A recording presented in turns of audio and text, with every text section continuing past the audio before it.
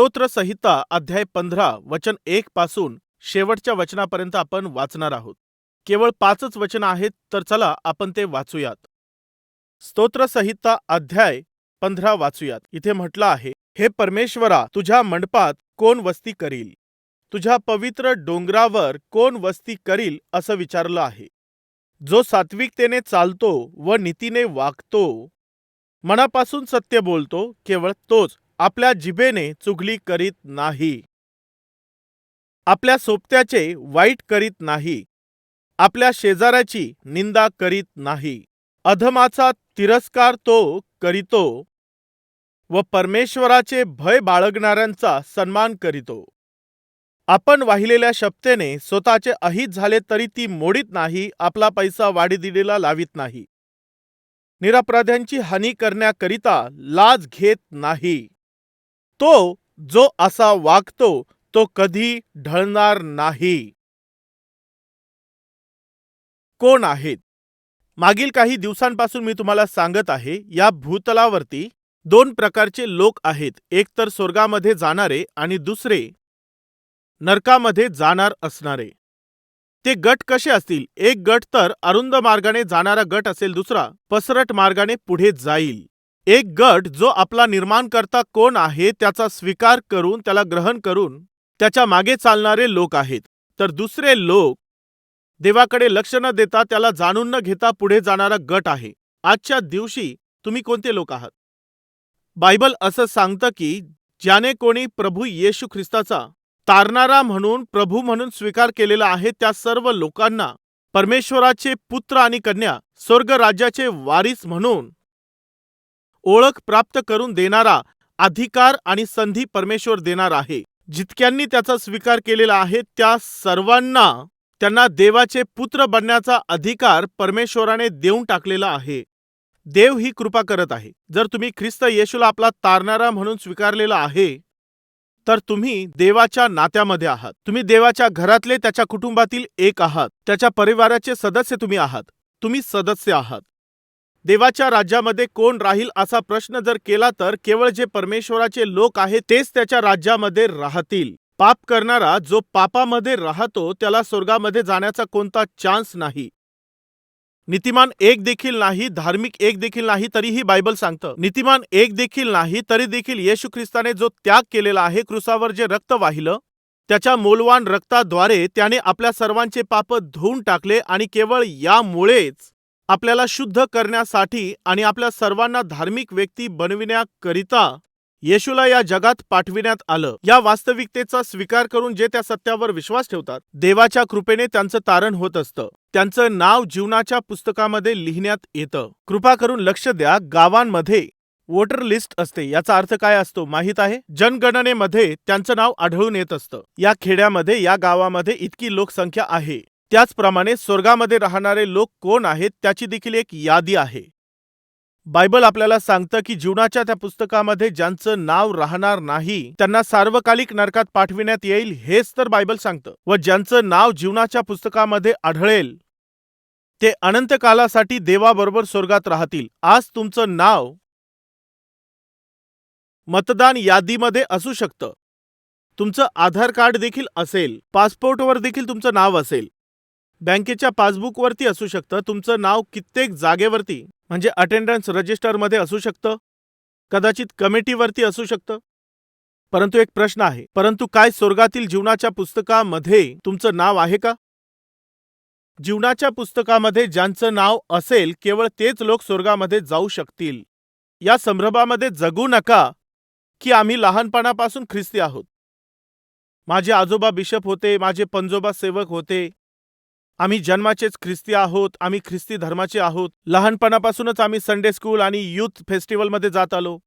आम्ही प्रत्येक वेळेला ऑफरिंग देतो. नेहमी आम्ही प्रार्थनेत सहभागी असतो. सेवा कार्यात देखील मी भाग घेत असतो. मी तर उपदेश देखील करत असतो. स्वर्गात आम्ही नाही तर कोण जाणार? अशा विचारात जर तुम्ही आहात तर तुम्ही संभ्रमामध्ये आहात. या जगामध्ये या सर्व गोष्टी कोणीही करू शकतील.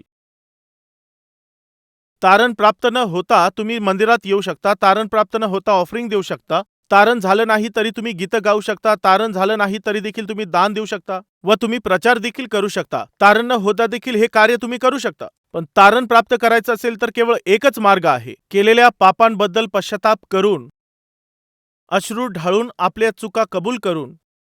केवळ येशू ख्रिस्तच आहे जो तुमच्या पापांची क्षमा करू शकतो.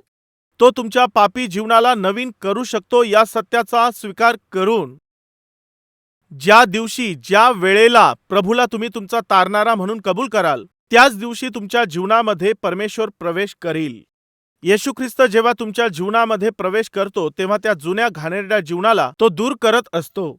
जर तुम्ही कधी कोणतं घर जर भाडोत्री घेतलेलं असेल तर त्यापूर्वी ते घर कितीही घाण असलं तरीही तुम्ही त्या घरामध्ये जाण्याच्या अगोदर साधारणपणे तुम्ही काय कराल जरा सांगा? ते घर भाडोत्री घेतलं आहे, ठीक आहे.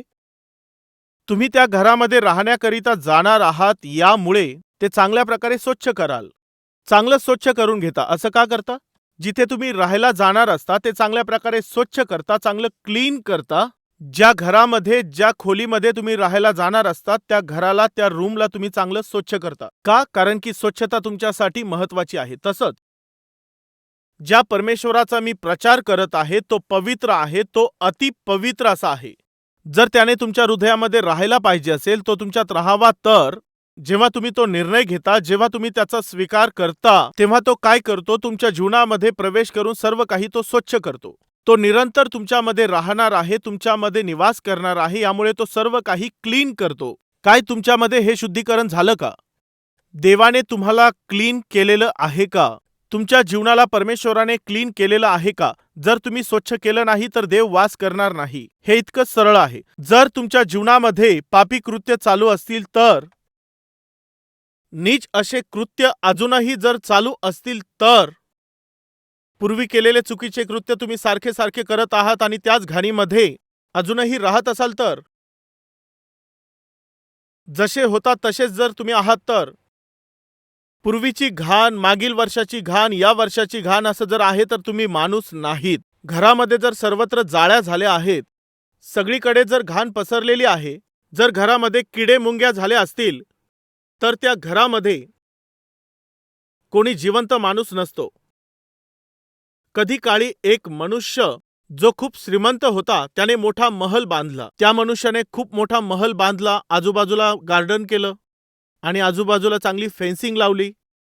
जेव्हाही कोणी माणूस त्या महलासमोरून जायचा, निश्चित तो त्याला पाहण्याची इच्छा बाळगायचा. एवढ्या मोठ्या जमीनदाराने, त्या धनवान व्यक्तीने मरत असताना एक मृत्यूपत्र लिहिलं. माझ्या मरणानंतर हा महल कोणाला मिळेल ते मृत्यूपत्रामध्ये लिहून ठेवलं.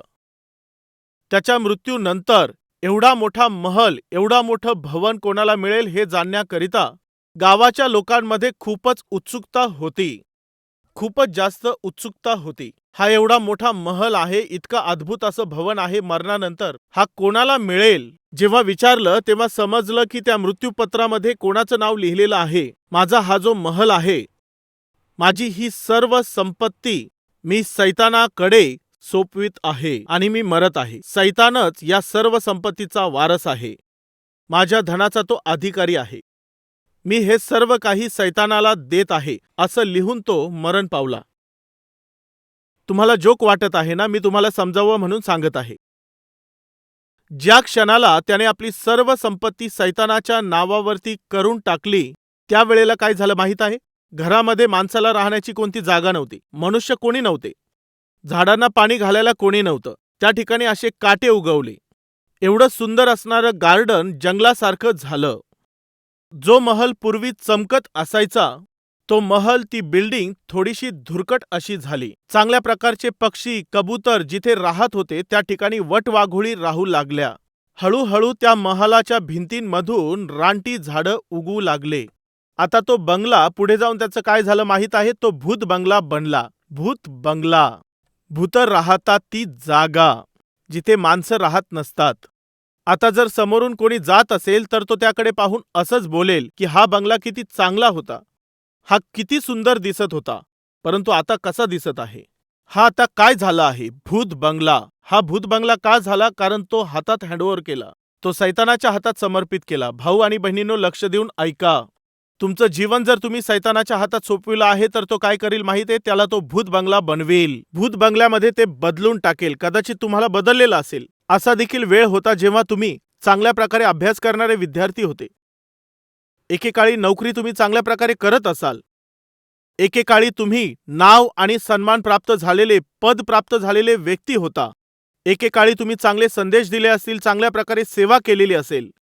परंतु आजची स्थिती कशी आहे? सर्व तुमच्याकडे पाहून हसत आहेत ना? ते तुमच्याकडे पाहून तुमची थट्टा करत आहेत ना? सगळे तुमच्याकडे पाहून तुमच्याकडे हात करत आहेत, म्हणत आहेत, एकेकाळी हा चांगला माणूस होता. एकेकाळी खूप चांगल्या प्रकारे हे जगले. एकेकाळी यांचं जीवन खूप आत्मिक होतं. एकेकाळी पूर्वी ही किती सुंदर होती, परंतु आता ही कशी झाली, किंवा आता हा कसा झाला आहे? याचं आयुष्य बर्बाद झालेलं आहे. याचं सर्व कुटुंब उद्ध्वस्त झालं आहे. असू शकतं असं प्रश्न करण्याच्या अवस्थेमध्ये तुमचं जीवन जर पोहोचलं असेल तर जरा विचारा. तुमच्या जीवनामध्ये पूर्णपणे परमेश्वराला अधिकार देण्याऐवजी सैतानाला तुम्ही संधी दिलेली असेल, अधिकार दिलेला असेल, व त्याने यामुळेच काय केलं माहीत आहे? त्याने सर्व काही अंधकारात बदललं, सर्व काही लज्जित होईल असं करून टाकलं.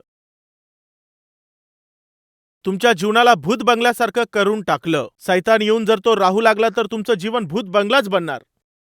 जर त्याच भूत बंगल्यामध्ये त्याने येशू ख्रिस्ताला जर येऊ दिलं असतं तर ते जे घर आहे ते स्वर्गामध्ये बदललं असतं. उदाहरणार्थ जक्कयाचं जीवन पहा. तो एक जकातदार होता. त्या काळी जकातदार लोकांना वाईट मानल्या जात होतं.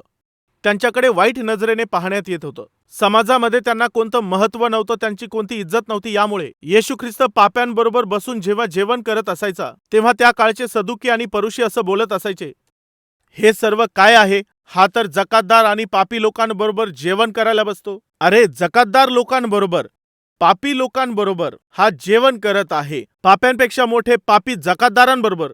त्या काळामध्ये येशू ख्रिस्ताने जे असा प्रश्न विचारत होते त्यांना उत्तर देत असताना असं म्हटलं, जकातदार लोक आणि व्यभिचारी लोक स्वर्गामध्ये चढून जातात. त्याचं कारण प्रभूने सांगितलं आहे. सर्वात पहिलं काय म्हटलं? जकातदार, व त्यानंतर व्यभिचारी. याचा अर्थ काय आहे? ते तर व्यभिचारीपेक्षाही तुच्छ लोक आहेत. पाप्यांपेक्षा जास्त मोठे पापी हे लोक आहेत असं जकातदार लोकांना समजण्यात येत होतं. समाजामध्ये यांना कोणती किंमत नव्हती. समाजामध्ये त्यांना इज्जत नव्हती. त्यांच्या घरामध्ये कोणतीही शांती नव्हती. ऐका मित्रांनो, जकातदार असणारा हा जो जक्कय होता त्याला समाजामध्ये कोणत्याही प्रकारचा आदर नव्हता, कारण रक्ताचं शोषण करणाऱ्यासारखं तो पैशांची वसुली करत असायचा. रक्त शोषून घेणारी जळवा जर कोणाला लागली तर ती सोडत नसते. त्याच प्रकारचं या जकातदार लोकांना समजत होते. ते यहुदी असताना देखील त्या काळामध्ये यांच्यावरती राज्य करणाऱ्या त्या रोमी शासनासाठी काम करत होते. ते आपल्या या यहुदी लोकांकडूनच चुकीच्या पद्धतीने कर वसुली करायचे. 1 रुपयाच्या ऐवजी 4 रुपये घ्यायचे. ते अन्यायाने वसुली करत असायचे. यामुळे त्यांचा फार तिरस्कार करण्यात येत होता. सर्व लोक ज्यांचा द्वेष करत होते, ज्यांचा तिरस्कार करत होते, अशा घृणित समजल्या जाणाऱ्या जक्कयाच्या घरी एक दिवस येशू ख्रिस्त गेला. जक्कय या नावाचा अर्थ माहीत आहे? पवित्र असा आहे. नाव पवित्र होतं, परंतु त्याच्याकडे कोणतीही पवित्रता नव्हती. त्याच्या मनामध्ये कोणतीही शांती नव्हती. अशा मनुष्याच्या घरामध्ये जेव्हा प्रभू येशू ख्रिस्त गेला तेव्हा काय झालं माहीत आहे? आता त्याचं घर प्रकाशमय होणार. ते घर देवाच्या उपस्थितीने भरणार होतं. त्या घरामध्ये आतापर्यंत जी होती अन्यायाने कमावलेली सर्व प्रकारची संपत्ती त्याने केवळ एका क्षणामध्ये बाहेर काढली. येशूने जसाच त्याच्या घरामध्ये प्रवेश केला तेव्हा लगेच जक्कय काय बोलला? गुरुजी, मी ज्या कोणाकडून अन्यायाने काही घेतलं आहे त्याला मी चौपट परत करतो. मला नको आहे. अन्यायाने मिळवलेली संपत्ती मला नको आहे. अवैध मार्गाने कमावलेला पैसा मला नको आहे. हे पापी जीवन मला नको आहे. येशू ख्रिस्त त्याच्या घरामध्ये प्रवेश करण्याच्या अगोदर त्याच्या घरामध्ये जे चालत होतं, तो जो हुकूम चालवित होता, जे त्याचं राज्य चालत होतं, धनाची अपेक्षा करणं, अशा त्या जीवनाला त्याने सोडून दिलं. आपलं पापमय जीवन जक्कयाने जेव्हा लगेच सोडून दिलं तेव्हा येशूने असं म्हटलं, हाही अब्राहमाचा पुत्र आहे. अशी साक्ष त्याच्याविषयी देण्यात आली. तुम्हाला माहित आहे, जेव्हा येशू ख्रिस्त कोणाच्या जीवनामध्ये येतो त्यांच्या जीवनामध्ये जो अंधकार दिसून येत असतो त्या अंधकाराची कृत्य निघून जात असतात. ते पळून जातात. यामुळे तुम्हाला विचारतो, जर येशू ख्रिस्ताने तुमच्या जीवनात प्रवेश केला नाही तर तुम्ही प्रकाशाचं जीवन जगू शकत नाही. दिवा लावल्याशिवाय अंधकार निघून जाईल हे कधीही घडू शकणार नाही. जेव्हा तुम्ही दिवा लावताल तेव्हा तुमच्या जीवनातील अंधकार दूर होईल. तुम्ही येशूला आपल्या जीवनामध्ये घेऊन जीवन प्रकाशित करा. आतापर्यंत माझ्या भाऊ आणि बहिणींनो, आतापर्यंत तुम्ही सैतानाला तुमच्या जीवनात संधी दिलेली आहे. त्याने तुमच्या जीवनाला अंधकारमय बनवलेलं आहे. अंधकाराच्या कृत्याने तुमचं जीवन भरलं आहे. त्या दुष्टाने तुमच्या जीवनामध्ये हे सर्व चुकीचे कृत्य आणि चुकीचे तत्व भरून टाकलेले आहेत.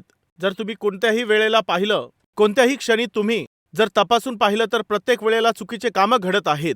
तसेच चुकीचे कृत्य घडत असतात. कारण माहीत आहे, कारण की तुम्ही तुमच्या घराला सैतानाला समर्पित करून दिलेलं आहे. त्याने आपलं जीवन भूतबंगला बनण्यासाठी देऊन टाकलेलं होतं. अशा प्रकारचा तो होता, तरी येशू त्याच्यावर प्रेम करत होता.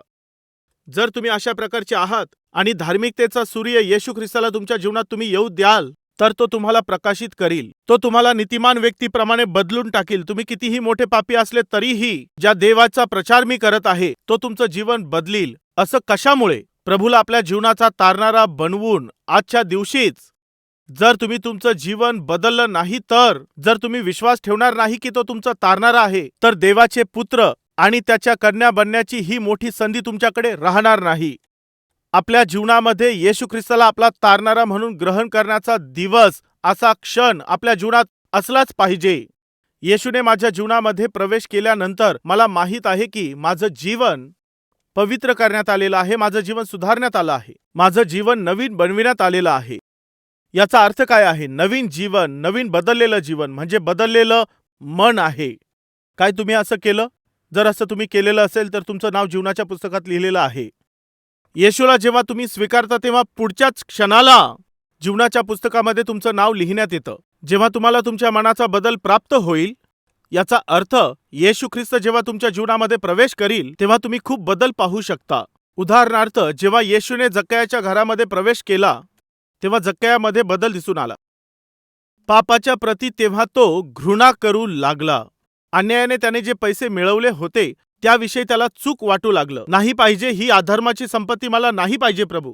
याचा अर्थ काय आहे? आता तो त्याची घृणा करत आहे, ज्याच्यावर तो प्रेम करत होता, ज्याच्यासाठी तो खटपट करत असायचा, ज्याकरिता त्याने फार मेहनत घेतली, ज्याच्यासाठी त्याने फार धावपळ केली. आज त्या सर्व गोष्टींची त्याच जक्कयाला घृणा वाटू लागली. कारण माहीत आहे, कारण की येशूने जक्कयाच्या घरामध्ये, त्याच्या जीवनामध्ये प्रवेश केला होता. येशू जेव्हा तुमच्या जीवनामध्ये पाऊल ठेवतो, तेव्हा तुमच्या जीवनामध्ये सामान्यपणे कोणते लक्षणे दिसतात? दारू पिण्यावर किंवा भटकण्यावर, बॉयफ्रेंडवर किंवा गर्लफ्रेंडवर असो. याचा अर्थ तुमच्या शरीरावर, तुमच्या मनावर, तुमच्या जीवनावर, तुमची नोकरी, शिक्षण किंवा कुटुंब, जेही तुमच्या आत्मिकतेचा नाश करतात, जेही तुमच्या आत्मिकतेला बिघडवत असतात, त्यांची तुम्ही घृणा करू लागता.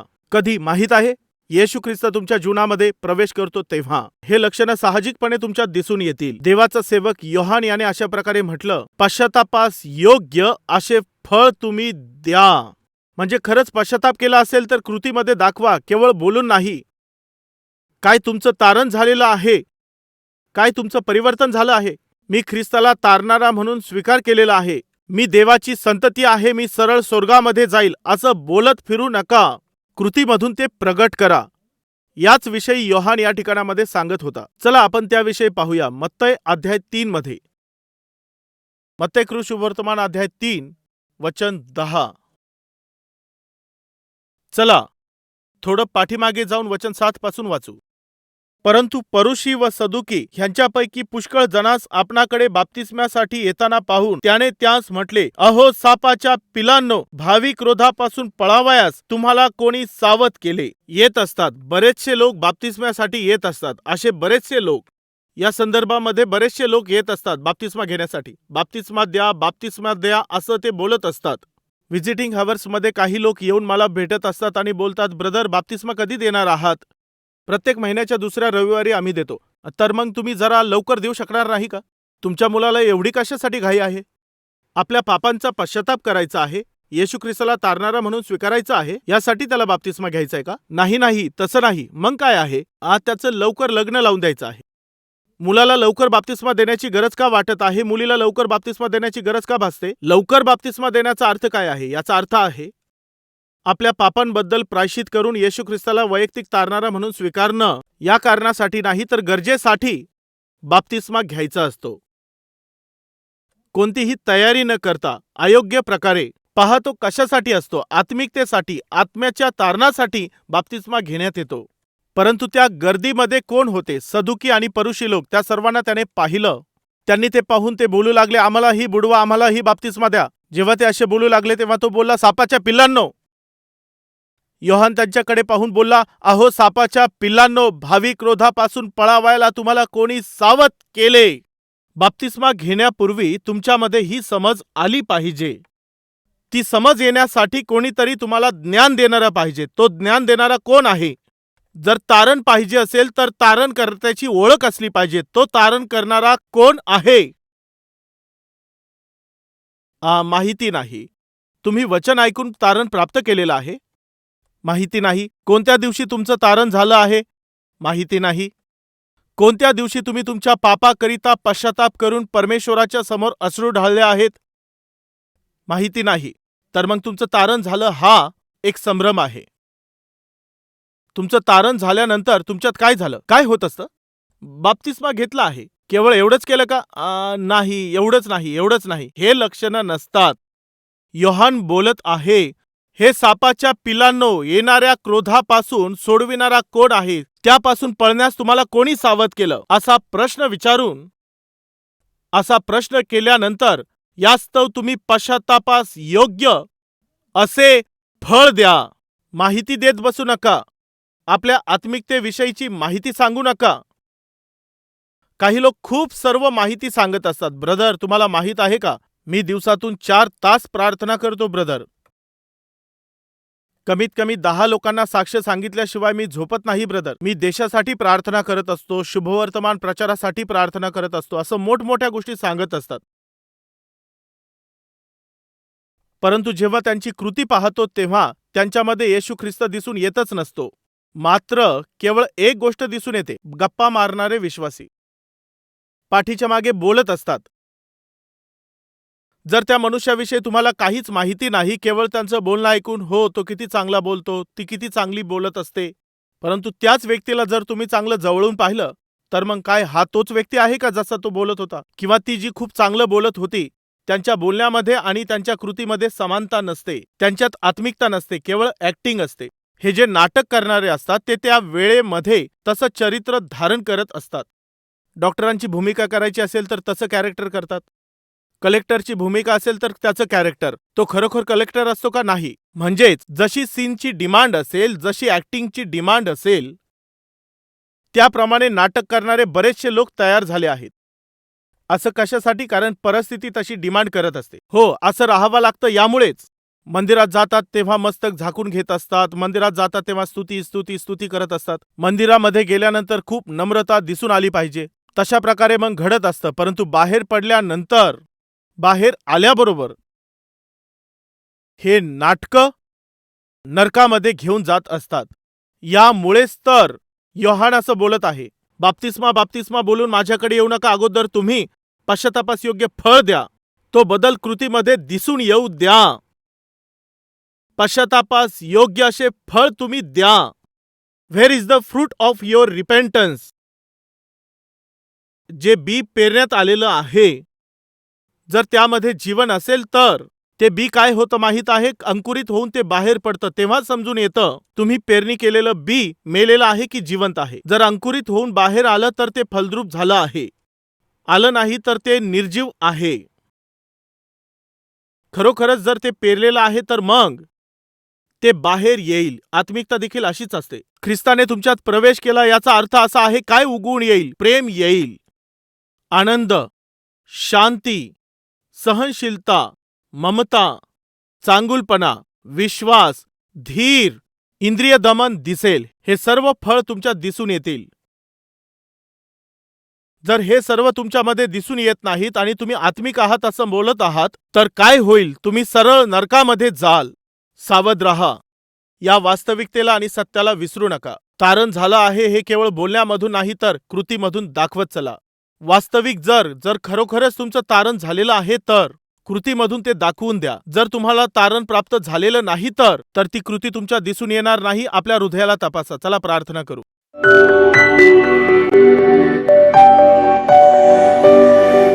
देवा परमेश्वरा, तारण प्राप्त झाल्याचे फळं माझ्यात दिसून आले पाहिजेत. तू माझ्या जीवनामध्ये येशील तेव्हाच हे शक्य होऊ शकतं. तू जर आला नाहीस तर हे शक्य होऊ शकणार नाही. केवळ माहिती दिल्याने कृतीत काही दिसणार नाही. त्या दिवशी जक्कयाच्या घरामध्ये तू प्रवेश केलास आणि कृती दिसून आली. त्या भूतग्रस्ताच्या जीवनामध्ये जेव्हा तू प्रवेश केलास तेव्हा कृती दिसून आली. शोम्रोनी स्त्रीच्या जीवनामध्ये तू प्रवेश केलास आणि कृती दिसून आली. पौलाच्या जीवनामध्ये तू प्रवेश केलास, हे कृतीमधून दिसून आलं. हे बापा, हे देवा, नवीन मनुष्याचं जे परिवर्तन आहे त्याच्या फळांना तो बदल प्राप्त करण्यासाठी आमचं सहाय्य कर. वचनाचा स्वीकार करून जे लोक पश्चाताप करत आहे अशा प्रत्येकांच्या जीवनात तू प्रवेश कर. हे प्रभू, लोकांच्या अंतःकरणाच्या नेत्रांना संभ्रम करणाऱ्या दुष्ट आत्म्याने आंधळ करून सोडलं आहे. त्या संभ्रमापासून त्यांना तू वाचव देवा. हा भ्रम आहे. ख्रिस्त आमच्यामध्ये आहे असा तो भ्रम आहे. आम्ही स्वर्गामध्ये जाणारच आहोत हा भ्रम आहे. आम्ही जाणार नाही तर कोण जाईल हा एक गर्व आहे. अशा गर्वामुळे देवा अंधकाराने भरून गेलेले असे बरेचसे लोक आहेत. गर्वाच्या या तटांना तू दूर कर देवा. नम्रतेचा स्वभाव देऊन प्रायश्चित करणारं मन व तारणाचा अनुभव देऊन तारण प्राप्त झाल्याच्या कृती व फळ कृतीमधून दाखविण्याची कृपा तू कर. येशू ख्रिस्ताच्या नावाने आम्ही ही प्रार्थना मागत आहोत बापा. आमेन.